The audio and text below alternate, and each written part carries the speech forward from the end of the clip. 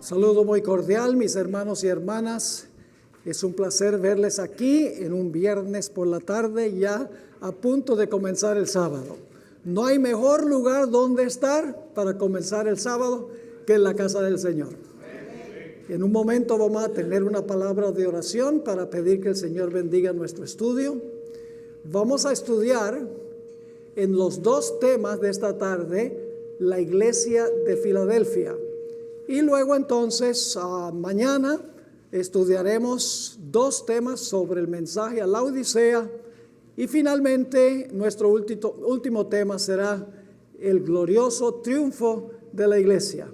Antes de hacer un breve repaso, vamos a inclinar nuestros rostros para orar y entonces hacemos un repaso y empezamos en territorio nuevo. Oremos.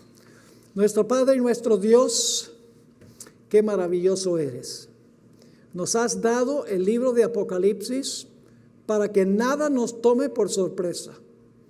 Todo ya está delineado y explicado de antemano para que podamos tener confianza en estos últimos días.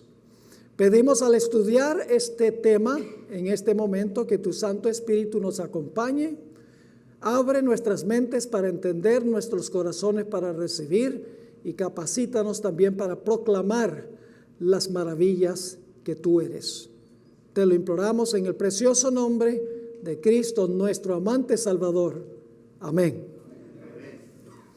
Vamos a empezar nuestro estudio en la página 123. Para los que tienen el manual, página 123. El título del tema es Filadelfia, la iglesia del amor fraternal. La palabra Filadelfia significa amor fraternal.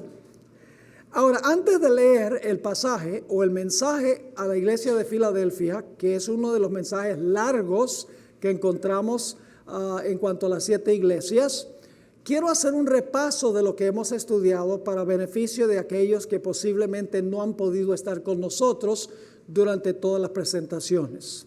Hemos estado estudiando las 7 iglesias. La primera iglesia es Éfeso, una iglesia que trabajó muy duro. Los miembros testificaron a favor de Cristo y muchos salieron del paganismo y se unieron a la iglesia cristiana. A Satanás no le gustó y por lo tanto tenemos la iglesia de Esmirna, las persecuciones imperiales en contra de la iglesia. Era el propósito de Satanás extirpar a la iglesia por medio de la persecución. Pero mientras más persiguió, más creció la iglesia. Así que Satanás en la tercera iglesia, Pérgamo, cambia su estrategia. Dice, si no puedo eliminar a la iglesia por la persecución, la voy a infiltrar, la voy a corromper desde adentro. Y de esa manera va a perder el favor de Dios. Y así fue que en la iglesia de Pérgamo, en los días de Constantino, entró el paganismo a la iglesia, tradiciones humanas que corrompieron a la iglesia desde adentro. Y luego tenemos la cuarta etapa. Como el paganismo entró a la iglesia en la iglesia de Pérgamo, el siguiente paso fue una apostasía abierta de la iglesia de Tiatira. La mujer Jezabel se menciona en relación con esa iglesia. Es decir, se repite en forma espiritual la misma batalla que existió en los días de Elías. La iglesia abiertamente apostató. Pero luego en el año 1517 se levantó la Reforma Protestante. A través de Lutero, Calvino, Zwinglio, hubo una reforma que empezó a sacar a la iglesia del oscurantismo que había traído el papado a Europa. Pero lamentablemente, como vimos en nuestro último estudio, la iglesia de Sardis, la iglesia de la Reforma Protestante, se estancó. Rehusó progresar. Y como no progresó, parecía que estaba a punto de morir. Ahora, la iglesia que vamos a estudiar en los dos temas de esta tarde es la iglesia de Filadelfia. Es una iglesia a donde hay un despertar misionero. Es decir, después que el protestantismo cae y parece que va a morir, ahora viene un gran reavivamiento en la iglesia de Filadelfia. Lo primero que queremos hacer es leer el pasaje, aunque es un tanto largo, Apocalipsis 3 y los versículos 7 al 13. Escribe al ángel de la iglesia en Filadelfia: esto dice el santo, el verdadero, el que tiene la llave de David, el que abre y ninguno cierra, y cierra y ninguno abre. Yo conozco tus obras. He aquí he puesto delante de ti una puerta abierta, la cual nadie puede cerrar. Porque aunque tienes poca fuerza, has guardado mi palabra y no has negado mi nombre. He aquí yo entrego de la sinagoga de Satanás a los que se dicen ser judíos y no lo son, sino que mienten. He aquí yo haré que vengan y se postren a tus pies y reconozcan que yo te he amado. Por cuanto has guardado la palabra de mi paciencia, yo también te guardaré de la hora de la prueba que ha de venir sobre el mundo entero para probar a los que moran sobre la tierra. He aquí, yo vengo pronto. Retén lo que tienes, para que ninguno tome tu corona. Al que venciere, yo le haré columna en el templo de mi Dios, y nunca más saldrá de allí. Y escribiré sobre él el nombre de mi Dios y el nombre de la ciudad de mi Dios, la nueva Jerusalén, la cual desciende del cielo de mi Dios, y mi nombre nuevo. El que tiene oído, oiga lo que el Espíritu dice a las iglesias. Ahora, si ustedes quieren estudiar el panorama completo de la iglesia de Filadelfia, les recomiendo que adquieran un ejemplar de un libro que escribí que se titula Culto en el trono de Satanás. Ese libro es un desarrollo más detallado que lo que podemos estudiar aquí en cuanto al periodo de la iglesia de Filadelfia, tanto el periodo pasado como el periodo futuro. Ahora, ¿qué época del cristianismo es la época de la iglesia de Filadelfia? El espíritu de profecía nos ayuda a entender cuándo fue que existió la iglesia de Filadelfia. En la página 124 de su manual encontramos un detalle muy interesante. La hermana White nos dice que la iglesia de Filadelfia se levantó después del año 1780. Y ustedes dicen, ¿cómo sabemos eso? Por una cita que encontramos en el Conflicto de los Siglos, página 310. Dice la sierva del Señor, la condición en que se hallaría en ese tiempo, y ella está hablando del gran terremoto de Lisboa, 1755, el oscurecimiento del sol en 1780, y la luna que parecía sangre también en 1780. Así que ella dice, la condición en que se hallaría en ese tiempo la iglesia está descrita en las palabras del Salvador en el Apocalipsis. Tienes nombre que vives y estás muerto. Y a los que no quieren dejar su indolente descuido, se les dirige el solemne aviso: si no velares, vendré a ti como ladrón, y no sabrás en qué hora vendré a ti. Así que claramente el espíritu de profecía nos dice que la iglesia de Filadelfia tiene que haberse levantado después de 1755, después de 1780, porque en esas fechas estaba todavía la etapa de la iglesia de Sardis, según ella. Ahora queremos notar que Dios coloca ante la iglesia de Filadelfia una puerta abierta. Vamos a leer Apocalipsis 3 y el versículo 7 y el versículo 8. Escribe al ángel de la iglesia en Filadelfia: esto dice el santo, el verdadero, el que tiene la llave de David. ¿Para qué se usa una llave? Para abrir una puerta. ¿Y también para qué?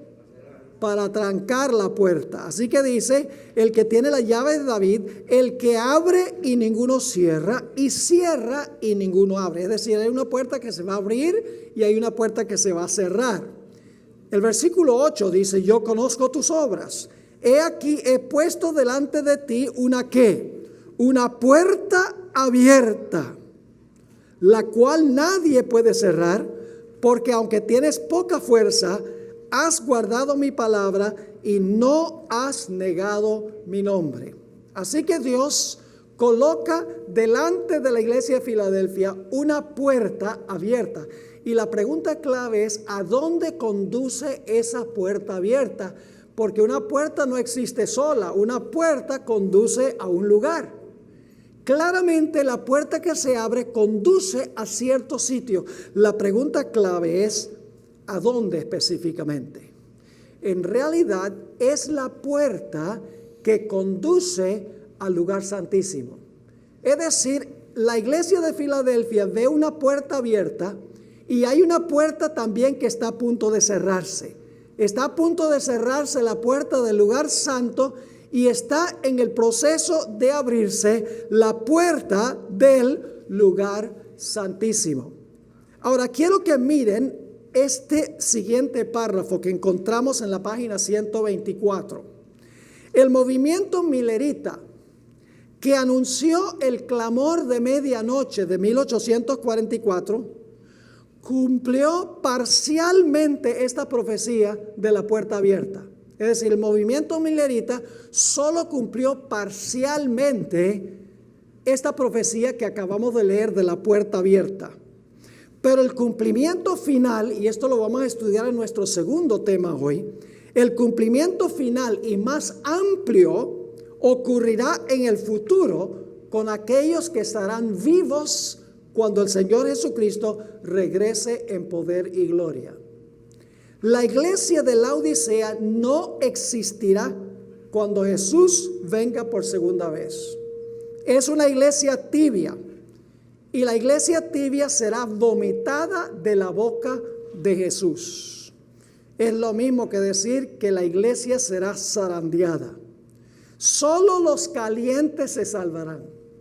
En otras palabras, en la iglesia de la Odisea, o la gente se calienta o la gente se enfría.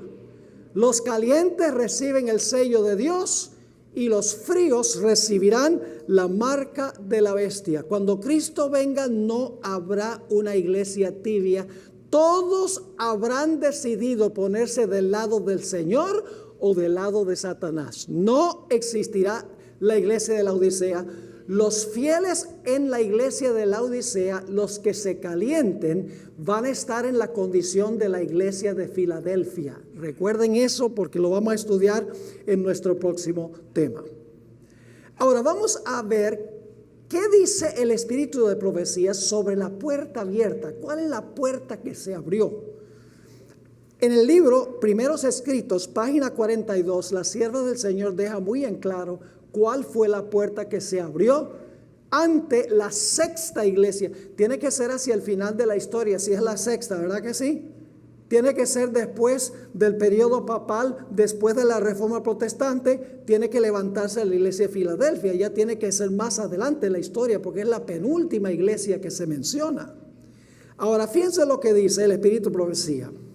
Vi que esta puerta al lugar santísimo no se abrió hasta que hubo terminado la mediación de Jesús en el lugar santo del santuario en 1844.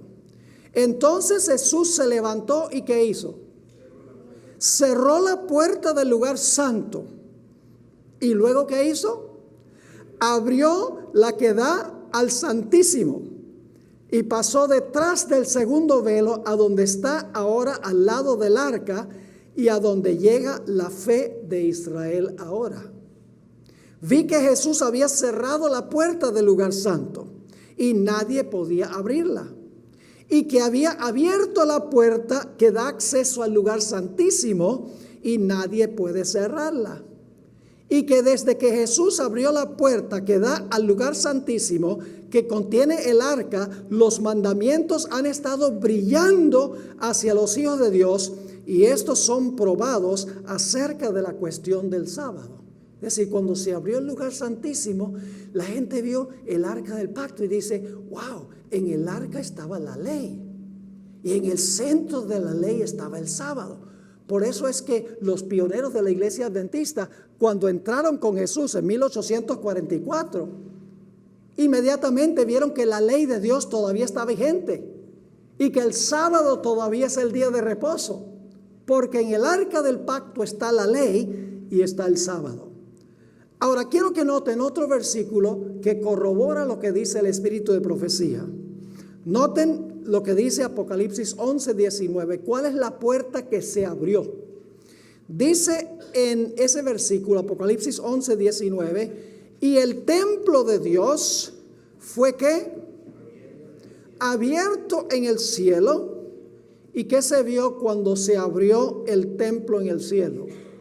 Dice, y el arca de su pacto se veía en el templo, y hubo relámpagos, voces, truenos, un terremoto y grande granizo. Yo pregunto, ¿a dónde se encontraba el arca del pacto? ¿En qué apartamento?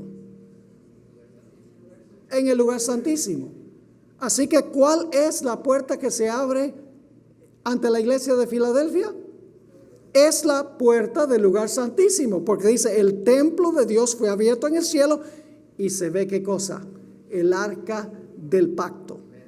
Ahora, hay un punto muy importante, y es que cuando Jesús, cada vez que Jesús comienza una nueva obra en el plan de la salvación, siempre hay un anuncio terrenal para atraer la atención de la gente a ese evento que está ocurriendo o que está por ocurrir. Déjenme darles algunos ejemplos. Cuando Jesús nació, hubo un anuncio de su nacimiento. Los ángeles cantaron en el cielo. Vinieron unos reyes, magos del oriente, y la ciudad entera de Jerusalén estaba alborotada, porque los reyes dijeron, estamos buscando al Mesías, hemos seguido su estrella. Así que cuando Jesús estuvo por nacer, hubo un anuncio poderoso. Yo pregunto, cuando Jesús iba a comenzar su ministerio terrenal, ¿hubo un poderoso anuncio? ¿A quién llamó Dios para preparar el camino para la venida de Jesús para comenzar su ministerio? A Juan el Bautista, que proclamaba el mensaje, el Mesías viene. Yo pregunto, cuando Jesús estaba a punto de morir en la cruz, ¿qué evento atrajo todos los ojos de la gente de Jerusalén a lo que iba a ser Jesús?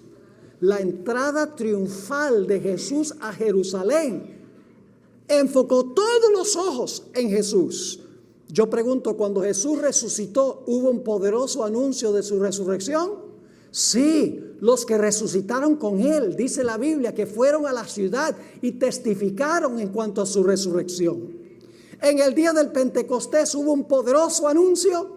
Sí, un viento recio, lenguas de fuego, y empezaron a hablar en idiomas que nunca habían estudiado. Un poderoso anuncio en el día del Pentecostés.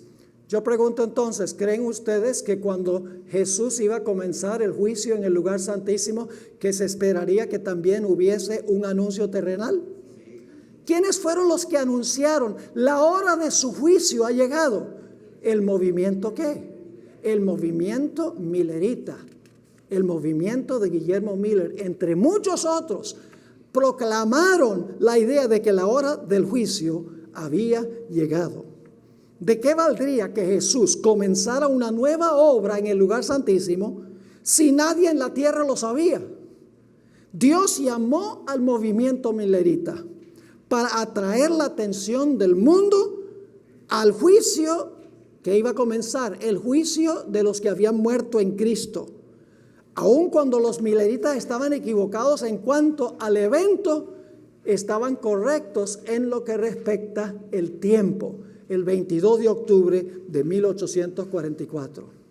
La hermana White describió este movimiento y el impacto que tuvo. En la página 126 de nuestro manual, en la parte de arriba de la página, ella escribió, como un tsunami El movimiento se extendió por el país. Fue de ciudad en ciudad, de pueblo en pueblo y hasta los lugares más remotos del campo. Y consiguió despertar al pueblo de Dios que estaba esperando. El fanatismo desapareció ante esta proclamación como helada temprana ante el sol naciente. Los creyentes vieron desvanecerse sus dudas y perplejidades. La esperanza y el valor reanimaron sus corazones. Los versículos principales que proclamaban era Daniel 8:14, hasta 2300 días y el santuario será purificado. El mensaje del primer ángel, temed a Dios y dadle gloria, porque la hora de su juicio ha llegado. Y también Apocalipsis 10, a donde el ángel le mandó a Juan que se comiera el librito.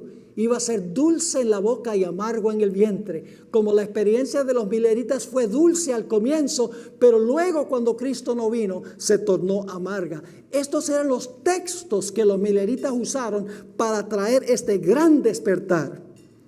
Ahora, ellos no sabían que estaban anunciando el comienzo del juicio de los muertos. No el juicio de los vivos, el juicio de los muertos. Después del chasco, ellos descubrieron que eso era lo que ellos tenían que anunciar. Noten esta cita del Conflicto de los Siglos, página 474. A medida que los libros de memoria se van abriendo en el juicio, las vidas de todos los que hayan creído en Jesús pasan ante Él para ser examinadas por Él. Empezando con los que, ¿qué? Con los que vivieron primero en la tierra. ¿Quién fue el primero que vivió? Adán, muy bien. Comenzando con los que vivieron primero en la tierra, nuestro abogado presenta los casos de cada generación sucesiva y termina con ¿quiénes? Y termina con los vivos. Es decir, los mileritas estaban anunciando que estaba por comenzar el juicio, no de los vivos, sino el juicio de ¿quiénes? El juicio de los que murieron en Cristo Jesús. La respuesta a su predicación fue un gran reavivamiento. Hay una cita bastante larga, voy a leerla porque tiene una descripción espectacular del reavivamiento que vino como resultado de este mensaje. Ahora, yo quiero decirles algo. La hermana White no está escribiendo como una historiadora que vivió mucho tiempo después, hizo investigación y entonces está contando lo que ella descubrió investigando. La hermana White perteneció a este grupo.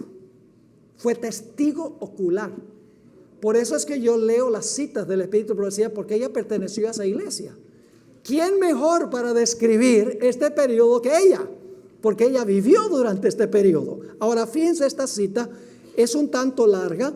El Conflicto de los Siglos, página 366-67, sobre el impacto del mensaje de Guillermo Miller y sus colaboradores. Algunos ministros dejaron a un lado sus opiniones y sentimientos sectarios, y con ellos sus mismos sueldos y sus iglesias, y se unieron a proclamar la venida de Jesús. Pastores dejaron su salario, ya no me interesa que me paguen para proclamar esto. Sigue escribiendo. Fueron, sin embargo, comparativamente pocos los ministros que aceptaron este mensaje. Por eso la proclamación de este fue confiada en gran parte ¿a quiénes? A humildes laicos.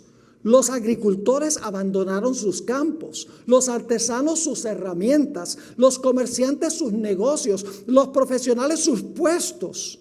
Y no obstante, el número de los obreros era pequeño comparado con la obra que había que hacer. La condición de una iglesia impía. ¿La condición de una iglesia qué? Esa es la iglesia de Sardis, de una iglesia impía y de un mundo sumergido en la maldad, oprimía el alma de los verdaderos centinelas, que sufrían voluntariamente trabajos, privaciones y sufrimientos para invitar a los hombres a arrepentirse para salvarse. A pesar de la oposición de Satanás, la obra siguió adelante y la verdad del advenimiento fue aceptada por muchos miles. Por todas partes se oía el testimonio escrutador que amonestaba a los pecadores, tanto mundanos como miembros de iglesia, para que huyesen de la ira venidera. Como Juan el Bautista, el precursor de Cristo, los predicadores ponían la segur a la raíz del árbol e instaban a todos a que hiciesen frutos dignos de arrepentimiento. Sus llamados conmovedores contrastaban notablemente con las garantías de paz y salvación que se oían desde los púlpitos populares, y donde quiera que se proclamaba el mensaje, conmovía al pueblo.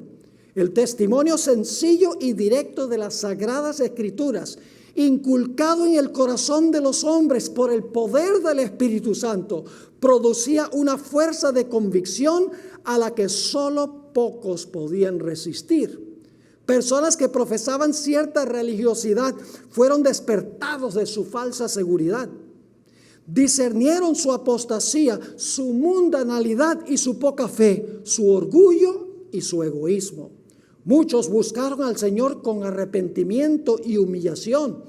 El afecto que por tanto tiempo se había aferrado a las cosas terrenales se fijó ahora en las cosas celestiales. El Espíritu de Dios descansaba sobre ellos y con corazones ablandados y subyugados se unían para exclamar: temed a Dios y dadle gloria, porque la hora de su juicio ha llegado. Los pecadores preguntaban llorando: ¿qué debo yo hacer para ser salvo? Aquellos cuyas vidas habían manifestado deshonestidad deseaban con ansia hacer restitución.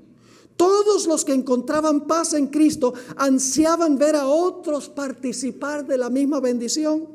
Los corazones de los padres se volvían hacia sus hijos y los corazones de los hijos hacia sus padres. Los obstáculos levantados por el orgullo y la reserva desaparecían.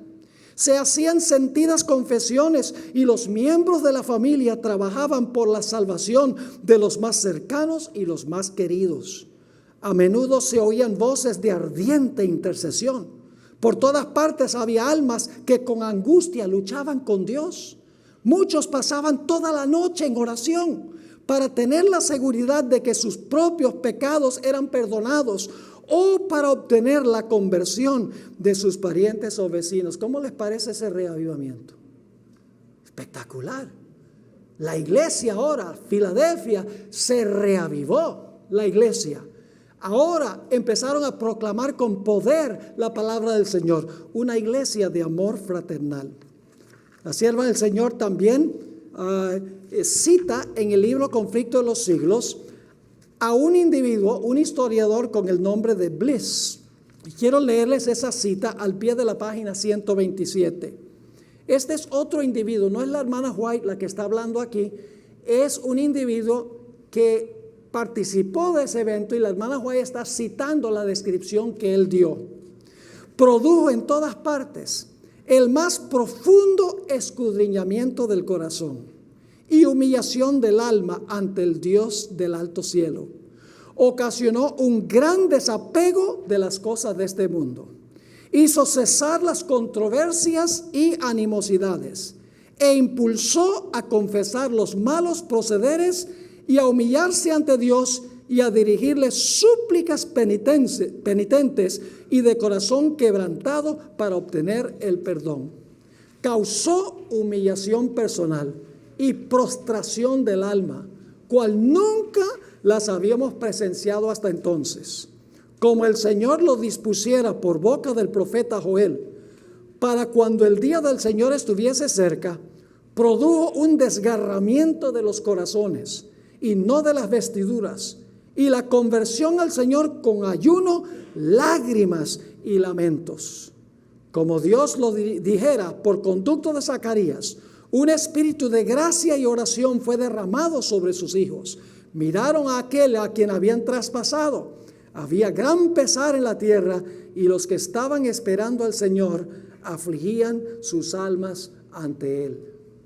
Qué tremenda descripción del reavivamiento y del amor fraternal de la iglesia de Filadelfia.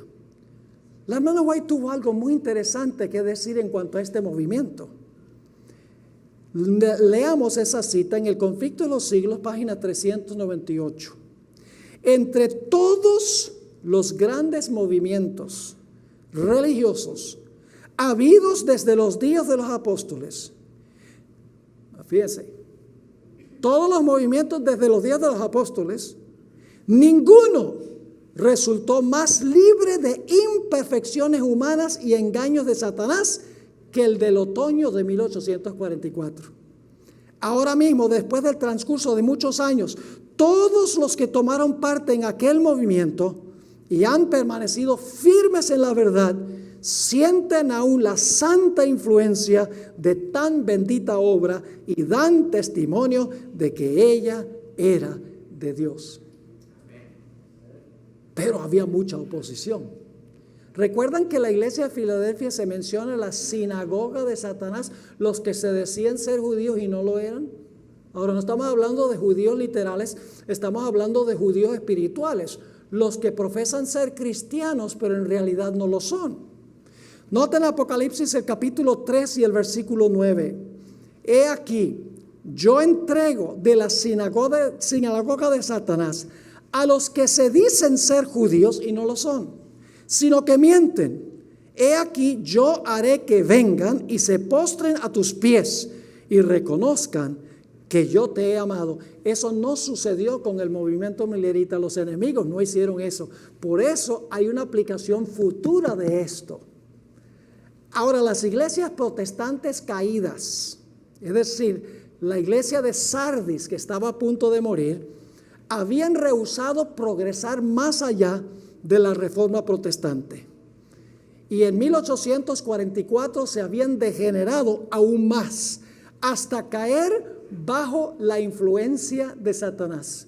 La sierva de Dios dice que con el transcurso del tiempo, al final de la historia, las iglesias tendrán la descripción que dice Apocalipsis 18 y el versículo 2 y 3. Dice, serán guarida de demonios, de toda ave sucia y aborrecible, porque rehusaron progresar más allá de la reforma protestante. Las iglesias desfraternizaron a muchos de los mileritas que estaban proclamando el mensaje. Inclusive algunos miembros de iglesia querían matar a Guillermo Miller. Noten esta cita en el Conflicto de los Siglos, página 385, y recuerden que la hermana White aquí está describiendo algo de lo cual fue testigo ocular. No está sencillamente escribiendo algo que alguien le contó o algo que investigó en un libro. Ella está contando la experiencia por la cual pasó. Dice la página 385, el mensaje del segundo ángel de Apocalipsis 14. ¿Saben qué es el mensaje del segundo ángel? Babilonia cayó, salgan de ahí. Ese es el mensaje del segundo ángel. El mundo cristiano rechazó el mensaje del primer ángel. Teme a Dios, dale gloria, la hora de su juicio ha llegado. Adora al Creador. Rechazó ese mensaje y por lo tanto ahora se da un segundo mensaje. Y es que Babilonia cayó por rechazar el primer mensaje y una invitación para que la gente saliera de las iglesias apóstatas de esa época. Así que dice, el mensaje del segundo ángel de Apocalipsis 14 fue proclamado por primera vez en el verano de 1844. Y se aplicaba entonces más particularmente a las iglesias de los Estados Unidos de Norteamérica, donde la amonestación del juicio había sido también más ampliamente proclamada y más generalmente rechazada, y donde la declinación de las iglesias había sido más rápida. Pero el mensaje del segundo ángel, ahora fíjense que va a haber un cumplimiento final de esto. Pero el mensaje del segundo ángel no alcanzó su cumplimiento completo en 1844. En ese tiempo las iglesias tuvieron una caída moral por haber rechazado la luz del mensaje del advenimiento. Pero la caída no fue completa. Este será nuestro segundo tema. A medida que continuaron rechazando las verdades especiales para nuestro tiempo, es decir, al rechazar la verdad presente, ¿qué sucedió? Fueron decayendo más y más. Sin embargo, aún no se puede decir caída es la gran Babilonia, la cual ha hecho que todas las naciones beban del vino de la ira de su fornicación. Aún no ha dado a beber a todas las naciones. El espíritu de conformidad con el mundo y de indiferencia hacia las verdades que deben servir de prueba en nuestro tiempo existe y ha estado ganando terreno en las iglesias protestantes de todos los países de la cristiandad. Y estas iglesias están incluidas en la solemne y terrible amonestación del segundo ángel. Pero la apostasía aún no ha ¿qué? No ha culminado. Habrá un cumplimiento futuro de la iglesia de Filadelfia, como veremos. La iglesia metodista desfraternizó a toda la familia White en el año 1842 por meramente asistir a una reunión donde estaba predicando Guillermo Miller. Fíjense, Conflicto de los Siglos, página 374. Como su obra tendía a edificación de las iglesias, se la miró durante algún tiempo con simpatía. Pero cuando los ministros y los directores de aquellas se declararon contra la doctrina del advenimiento y quisieron suprimir el nuevo movimiento, no solo se opusieron a ella desde el púlpito, sino que además negaron a sus miembros el derecho de asistir a predicaciones sobre ella y hasta de hablar de sus esperanzas en las reuniones de culto, de oración en la iglesia. Es decir, ni siquiera la gente podía hablar de lo que estaba predicando Guillermo Miller, porque las iglesias estaban caídas. Las iglesias habían caído en la condición de Sardis, estaban por morir, habían apostatado. En Primeros Escritos, página 234, la hermana White escribió: se hicieron circular calumnias para perjudicar la influencia de Guillermo Miller. Y diferentes veces, después de declarar Miller el consejo de Dios e infundir contundentes verdades en el corazón del auditorio, se encendía violenta cólera contra él.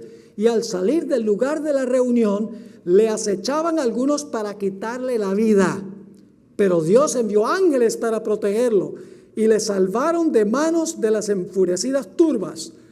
Aún no había terminado su obra. La mayoría de las iglesias se levantaron contra el mensaje, odiaron a los mensajeros, inclusive querían matar a Guillermo Miller. Así que ahora los mensajeros dijeron: Babilonia ha caído, las denominaciones religiosas han caído, salgan de allí. En el Conflicto de los Siglos, página 374, la sierva del Señor escribió: en el verano de 1844, cerca de 50,000 personas se separaron de las iglesias, porque ahora se estaba proclamando el mensaje del segundo ángel. Babilonia cayó, las iglesias están en la condición de Sardis, están a punto de morir, salgan de allí. Después del gran chasco de 1844, Guillermo Miller escribió lo siguiente: el tiempo pasó y el siguiente día pareció como que todos los demonios hubiesen sido desatados sobre nosotros del insondable abismo. Los mismos y aún muchos más de los que estaban implorando la misericordia divina 2 días antes, ahora se entremezclaron con el gentío que se mofaba, se burlaba y amenazaba de una forma supremamente blasfema. ¿Están captando el cuadro? La sinagoga de Satanás, oponiéndose a los que estaban predicando el mensaje de la puerta abierta. Pero la historia de la iglesia de Filadelfia nos dice que ellos, los fieles, no perdieron su fe. Apocalipsis 3 y el versículo 10, estamos en la página 130. Apocalipsis 3 y el versículo 10 dice: por cuanto has guardado, ¿qué cosa? La palabra de mi paciencia. En realidad la traducción paciencia no es una buena traducción. Es la palabra griega hupomoné, que se debe traducir perseverancia. Es la misma palabra que aparece en Mateo 24, el que perseverare hasta el fin será salvo. Yo pregunto, ¿los mileritas perseveraron? ¿Se aferraron a su fe? ¿Guardaron la palabra? ¿Cómo no? Dice: por cuanto has guardado la palabra de mi perseverancia, yo también ¿qué? Te guardaré de la hora de la prueba que ha de venir sobre el mundo entero para probar a los que moran sobre la tierra. Ahora vamos a desmenuzar algunos de estas frases que encontramos en este versículo. La palabra de mi paciencia. Una mejor traducción sería has guardado mi orden de perseverar, es lo que está diciendo Jesús. Es decir, hubo un grupo fiel que no perdió la fe. Dicho sea de paso, esta palabra perseverar, que se traduce paciencia, es la mismita palabra que aparece en Apocalipsis 13:10 y 14:12, a donde dice: aquí está la paciencia de los santos, los que van a pasar por la tribulación final. En realidad se debería traducir: aquí está la perseverancia de los santos. La perseverancia de los mileritas en la antesala de 1844 es solo una pequeña muestra de aquello por lo cual pasará el pueblo de Dios cuando se proclame el fuerte clamor. Eso lo veremos en nuestro próximo estudio. Ahora, ¿qué significa te guardaré? Dios dice aquí: te guardaré de la hora de la prueba. Los que creen en un rapto de la iglesia, el rapto secreto de la iglesia, dicen que Dios va a guardar a los fieles en el tiempo de prueba porque se los va a llevar al cielo. Así los va a guardar y los va a cuidar. Pero en realidad la expresión que se usa aquí, te guardaré de la hora de la prueba, no significa que los fieles no van a pasar por la hora de la prueba, sino que significa que van a permanecer fieles en la hora de la prueba. Noten Juan 17:15, a donde se usa la misma palabra. Aquí el Señor Jesucristo declaró en cuanto a sus fieles seguidores: no ruego que los que, como dicen los que creen en el rapto, no ruego que los quites del mundo, sino que los guardes del mal. Yo pregunto, ¿Dios guardó a los mileritas del mal cuando estaban pasando por la prueba? ¿Cómo no? Pero estuvieron aquí durante la prueba. La palabra prueba que se usa aquí es la palabra peirazo. Es la misma palabra que se usa en Hebreos 11:17, a donde Dios probó la fe de Abraham cuando le pidió que sacrificara a su hijo. ¿Ustedes creen que esa fue una prueba grande para Abraham, obedecer a Dios? ¿Cómo no? Es la misma palabra. Ahora, Elena White, al pie de la página 131, en el conflicto de los siglos 547, escribió lo siguiente: justo ante nosotros, y fíjense que ella aquí está usando el mensaje de Filadelfia ya para algo que va a ocurrir en el futuro. Dice: justo ante nosotros está la hora de la tentación o de la prueba que ha de venir en todo el mundo para probar a los que moran en la tierra. Está citando el mensaje a Filadelfia, Apocalipsis 3:10. Todos, ahora escuchen bien, todos aquellos cuya fe no esté firmemente cimentada, ¿dónde? En la palabra de Dios, serán engañados y vencidos. La operación de Satanás con todo el artificio de la injusticia, a fin de alcanzar dominio sobre los hijos de los hombres, y sus engaños seguirán aumentando. Pero solo puede lograr sus fines cuando los hombres ceden voluntariamente a sus tentaciones. Los que busquen sinceramente el conocimiento de la verdad y se esfuercen para hacer ¿qué cosa? En purificar sus almas mediante la obediencia, haciendo así lo que pueden en preparación para el conflicto, encontrarán seguro refugio en el Dios de verdad. Y ahora va a citar el mensaje a Filadelfia: por cuanto has guardado la palabra de mi paciencia, yo también te guardaré. Es la promesa del Salvador. Él enviaría a todos los ángeles del cielo para proteger a su pueblo, antes que permitir que una sola alma que confía en Él sea vencido por Satanás. Yo pregunto entonces, ¿el mensaje a Filadelfia tiene una dimensión futura también? La sierva de Dios aplica también al futuro, porque la Odisea ya no va a existir. Los que se calienten de la Odisea van a estar en la condición de los que pertenecieron a la iglesia de Filadelfia, pero con mucho mayor conocimiento. Ahora dice que esta hora de prueba va a venir sobre todo el mundo. ¿Qué significa todo el mundo? Yo pregunto, ¿la hora de prueba vino sobre todo el mundo en 1844? No. Vino sobre los mileritas que estaban predicando en el este de los Estados Unidos. Pero esto dice que la prueba va a venir a todo el mundo, indicando que hay una aplicación mayor en el futuro. Ahora, la palabra mundo en la Biblia se traduce mundo de 4 palabras griegas. Una es la palabra ges, que significa tierra. La segunda palabra es cosmos, que se traduce mundo. Otra palabra que se traduce a veces mundo es la palabra aión, pero en realidad significa siglo, el mundo en su marco temporal. Y luego la última palabra es la palabra oikumene. Esa es la palabra que se usa aquí para mundo. Significa el mundo habitado. De ahí viene la palabra ecumenismo.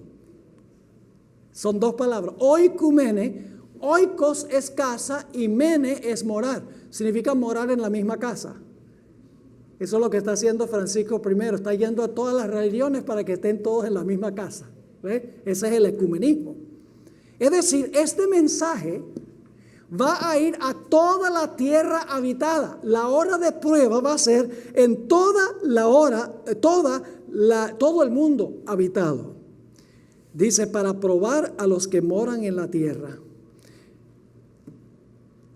En Apocalipsis 3 y el versículo 10 nos dice lo siguiente: de no haber sido por esos pasajes de las Sagradas Escrituras, esto lo dice el Espíritu de Profecía, de no haber sido por esos pasajes de las Sagradas Escrituras que los exhortaban a esperar con paciencia y aferrarse de su confianza en la palabra de Dios, su fe habría cejado en la hora de prueba. Fíjense que está usando el mensaje a la iglesia de Filadelfia, el lenguaje de Filadelfia, para referirse a los mileritas. Ahora, ¿cuál fue el consejo que le dio el Señor Jesucristo a la iglesia de Filadelfia? Apocalipsis 3 y el versículo 11, Jesús dijo: he aquí, yo vengo pronto. Y luego, ¿qué dice? Retén lo que tienes para que ninguno, ¿qué?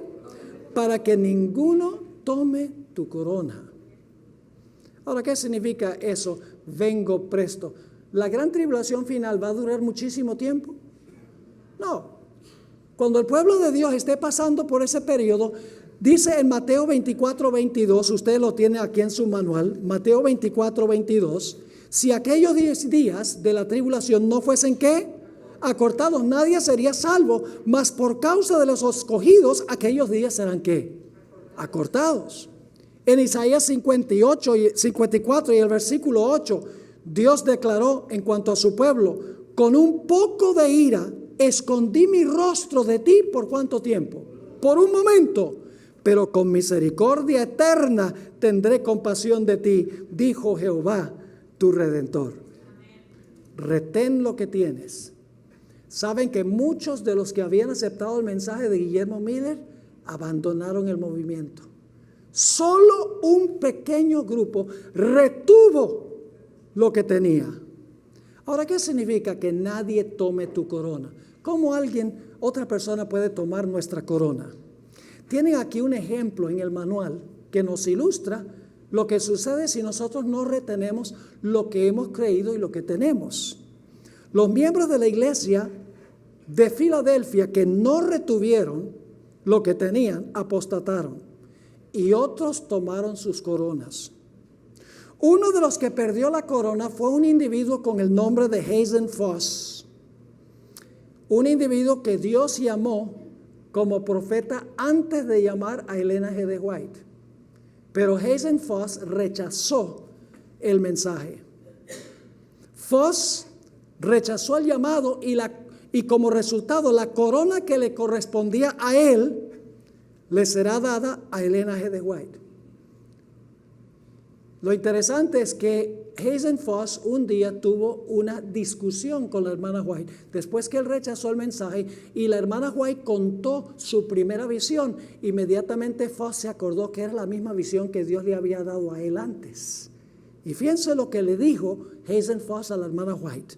Se encuentra en la página 133 al pie de la página. Ellen, quiero hablar contigo. El Señor me dio un mensaje para entregar a su pueblo y yo rehusé hacerlo, aún después de oír cuáles serían las consecuencias. Yo era orgulloso, No pude reconciliarme con el chasco. Murmuré contra Dios y deseaba morir. Entonces cayó sobre mí una extraña sensación. De ahora en adelante seré como hombre muerto a las cosas espirituales. Yo te oí hablar anoche. Creo que se me han quitado las visiones y te han sido dadas a ti.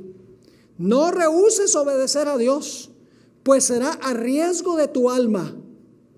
Soy hombre perdido. Dios te ha escogido.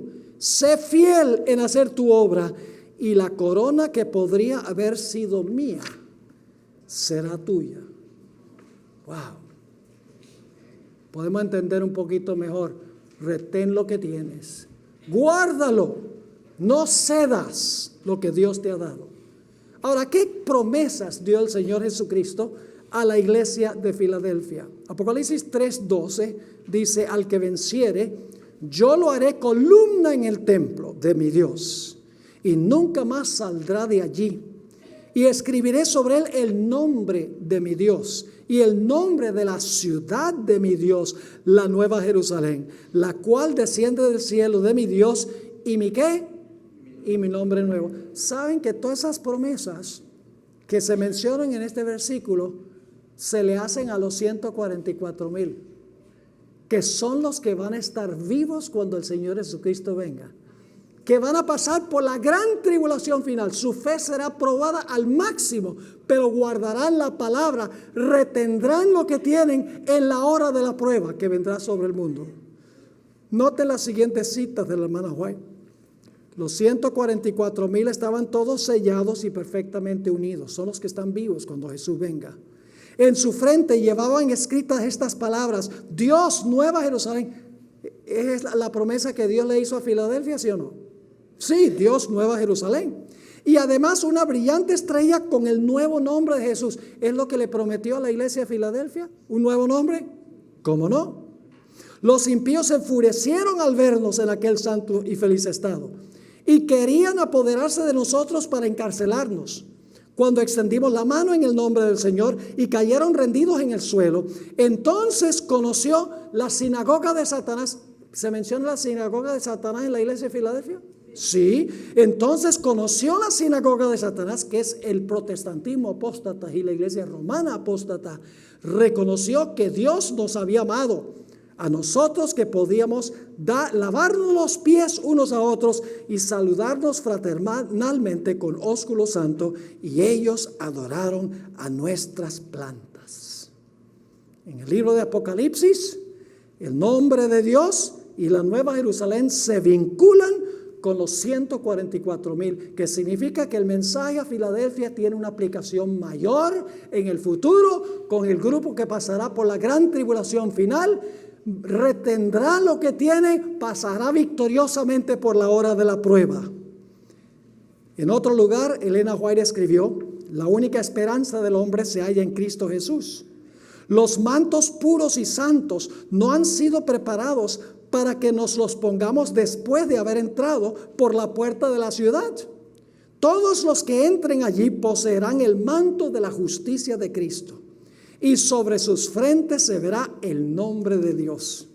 Este nombre es el símbolo que el apóstol vio en visión y significa la sumisión de la mente a una obediencia inteligente y leal a todos los mandamientos de Dios. Ahora quiero leerle la cita de la hermana White, donde ella dice que el mensaje a Filadelfia se cumplió parcialmente con el movimiento milerita. Conflicto de los siglos 398, entre todos los grandes movimientos religiosos habidos desde los días de los apóstoles, ninguno resultó más libre de imperfecciones humanas y engaños de Satanás que el del otoño de 1844. Y claro, la pregunta clave es, pues si fue el movimiento más perfecto, más libre de imperfecciones humanas, ¿por qué Jesús no se los llevó después de 1844? Sigo leyendo. Ahora mismo, dice la hermana White, después del transcurso de muchos años, todos los que tomaron parte en aquel movimiento y han permanecido firmes en la verdad, sienten aún la santa influencia de tan bendita obra y dan testimonio de que ella era de Dios. Pero ahora escuchen lo que sigue diciendo el espíritu de profecía. Pero el pueblo no estaba aún preparado para ir al encuentro de su Señor. Todavía le quedaba una obra de preparación que cumplir. Debía serle comunicada una luz que dirigiría su mente hacia el templo de Dios en el cielo, y mientras siguiera allí por fe a su sumo sacerdote en el desempeño de su ministerio, se le revelarían nuevos ¿qué?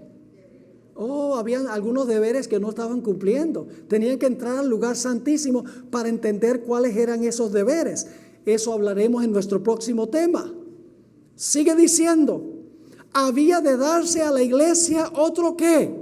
Otro mensaje de aviso e instrucción.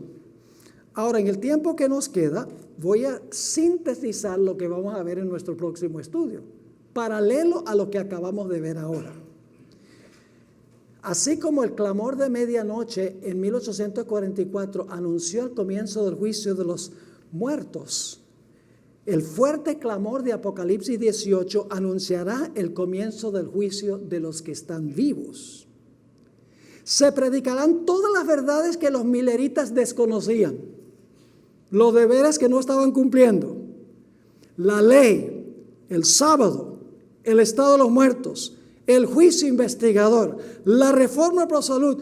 Los mileritas no entendían nada de eso. Se les iban a revelar nuevos deberes.